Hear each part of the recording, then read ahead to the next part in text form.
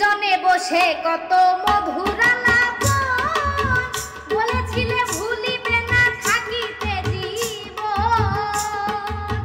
নির্জনে বসে কত মধুর আলাপন বলেছিলে